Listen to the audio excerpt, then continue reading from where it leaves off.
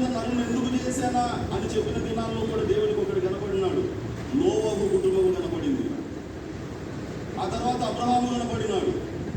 ఆ తర్వాత చూసుకుంటూ పోతే ప్రతి యుగంలో దేవునికి శేషమును ఆయన పెట్టుకున్నాడు. ఈ దినాల్లో కూడా, ఇంత భయంకరమైన దినాల్లో కూడా దేవునికి ఖచ్చితంగా శేషం ఉన్నది. తలంపు ఏమిటంటే, ఈ సంగతులు మనకు తెలుసు, ఆలోచించాల్సిన విషయం ఏంటంటే, ఆ శేషములో నీవున్నావా, ఆ శేషములో నేనున్నానా? ఇది జ్ఞాపకం చేసుకున్నప్పుడు మనము ఖచ్చితంగా ముందుకు వెళ్తాం. దానియేలు గ్రంథంలో ఉన్నటువంటి ప్రవచనాలన్నీ 3 సందర్భాల్లో నెరవేర్చబడినాయి.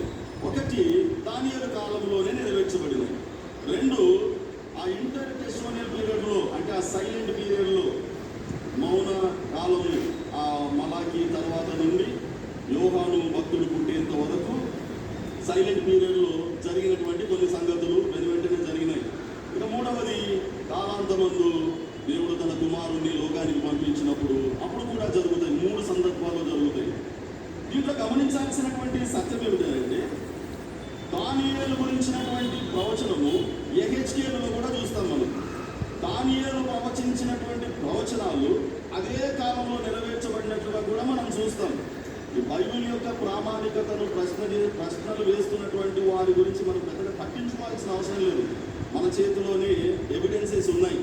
బైబిల్లో ఉండే ప్రతి అక్షరము అది సత్య వేదం అన్నటువంటి సంగతిని మనము జీర్ణించుకోవాలి, హృదయంలో భద్రం చేసుకోవాలి. ఎలాగంటే నరాల్లో అది జీర్ణించుకుపోవాలి. నేను పట్టుకున్న ఈ గ్రంథములో తప్పులుండుట అసాధ్యము. దీంట్లో ప్రతిదీ సత్యము, ప్రతిదీ నెరవేర్చబడింది. 100కి 99% మొత్తం నెరవేర్చబడింది. ఇంకా ఏమీ లేదు నెరవేర్చబడాల్సింది. శేషం ఉన్నది కొంచెము. అది బైబిల్ చదివిన ఎవరికైనా అది అర్థమవుతుంది. అంత ఎండింగ్ డేస్లోకి వచ్చేసింది. అంత్యదినములు కాదు కానీ అంత్యదినముల అంతంలోకి వచ్చేసింది.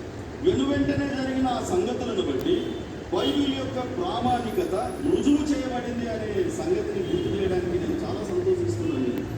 దానియేలు గ్రంథం చదవండి. దానియేలు గురించి రాయబడినటువంటి యెహెజ్కేలు గ్రంథంలో ఉన్న సంగతులు కూడా చదవండి. 14వ అధ్యాయంలో దానియేలు గురించి 4 చోట్ల వరుసగా రాశాడు. 22వ అధ్యాయంలో కూడా దానియేలు గురించి నువ్వు దానియేలు కంటే జ్ఞానవంతుడు అనే సంగతిని కూడా మనం అక్కడ చూస్తాం. అదే పీరియడ్లోనే నెరవేర్చబడింది. దానియేలు చెప్పిన ప్రాఫెసీ ఆయన తదనంతరము వెనువెంటనే కొన్ని 100 సంవత్సరాల్లోనే అది నెరవేర్చబడినట్లుగా మనము చూడగలము. ఒక సంగతి ఇక్కడ ఆలోచన చేసినప్పుడు, దానియేలుకు వచ్చిన కళ సంగతి కానీ, దానియేలుకు జరిగిన సంగతులు కానీ, దానియేలుకి ఏ విషయాలు తెలియదు. ఫర్ ఎగ్జాంపుల్, యోబుకు మధ్యాకాశంలో అపవాది భూమి మీద ఇటు అటు తిరుగుచు దేవుని సన్నిధానంలోకి వెళ్ళి యోబును శోధించడం కొరకు పర్మిషన్ తీసుకొని రావడము, ఆయనకు ఉన్నటువంటి కంచెను తీసివేయడము, ఇవేవి యోబుకు తెలియదు. కానీ బైబిల్ అర్థం చేసుకునేటువంటి వాళ్ళు ఏమంటారంటే, మనిషి దేవుని చేతిలో పప్పెట్టు, మీ బైబిల్ అలాగే ఉంది అని నాతోనే కొంతమంది వాదించారు. అలా ఉండదు బైబిల్ చదివినప్పుడు. Daniel is not puppet in the hands of the lord. దేవుని చేతిలో ఆయన పప్పెట్ కాదు. దానియేలు విషయంలో దేవుడు స్పందించిన విషయాలు చూసినప్పుడు మొత్తం పరలోకమంతా దానియేలు మీద ఫోకస్ చేసినట్టుగా మనం చూడగలం. ఎంటైర్ హెవెన్ 10వ అధ్యాయంలో జరిగిన సంఘటనలు చూసినప్పుడు దానియేలుకున్నటువంటి ఆ స్థితి, దానియేలు హిదెకేలు నది దగ్గర ఊపిరి విడవలేనంత స్థితిలో ఉన్నప్పుడు దూతల వెంబడి దూతల్ని కిందకి పంపించినాడు దేవుడు.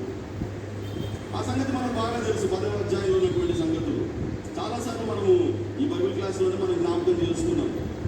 కళ వచ్చింది, కళలో యుద్ధం గురించిన సమాచారము, ఆ యుద్ధం గురించిన సమాచారము తెలుసుకోవాలని 21 రోజులు ఉపవాసము, ఆ 21 రోజులు ఈ మొదటి రోజు చేసిన ప్రార్థన నా దగ్గరికి వచ్చిందని గాబ్రియేలు పంపించడము, గాబ్రియేలుని అడ్డగించడానికి మరి పారసీక రాజ్యాధిపతి, అంటే పారసీకులను ఏలుతున్నటువంటి వాయుమండల అధిపతి లూసిఫర్ రావడము, 21 రోజులు అడ్డగించడము. 21 రోజులు అడ్డగించిన తర్వాత లూసిఫర్ చేతిలో నుంచి గాబ్రియేలుని విడిపించడానికి దేవుడు మరలా మిఖాయేలుని పంపించడము, అతను వచ్చి ఎందుకు ఆలస్యమైందో చెప్పడము. ఇదంతా జరిగిన తర్వాత గ్రీకేయుల అధిపతి దగ్గర నేను మరలా వెళ్తాను, పారసీక అధిపతి దగ్గర నేను మరలా వెళ్తాను అని మిఖాయేలు తప్ప నా పక్షంలో నిలవ తెగించిన వాడు ఒకడు కూడా లేదని 10వ అధ్యాయం చివరి వచనంలో చెప్పిన తర్వాత, ఆ 10వ అధ్యాయంలోనే ఇన్ని సంగతులు జరిగిన తర్వాత తన కుమారుని కూడా తిరిగి పంపించినాడు. ఏమర్థమవుతుంది దీంట్లో? దానియేలు విషయంలో ఎంటైర్ హెవెన్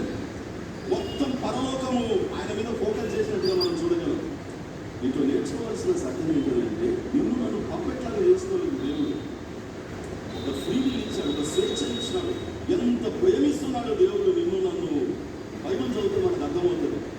ఈ లాస్ట్ క్లాస్లో, బైబిల్ క్లాస్లో, లాస్ట్ తరగతిలో తమ దేవుడు ఎదుగువారనే విషయంలో ఈ దేవుని గురించి నువ్వు ఎంత ఎదగాలంటే ఆయన నీ గురించి ఆలోచనకర్తగా ఉన్నాడు. ఈ సంగతి ఎదిగితే చాలు. నా గురించి ఆయన ఆలోచిస్తున్నాడు, నా బ్రతుకును మార్చాలని ఆలోచిస్తున్నాడు.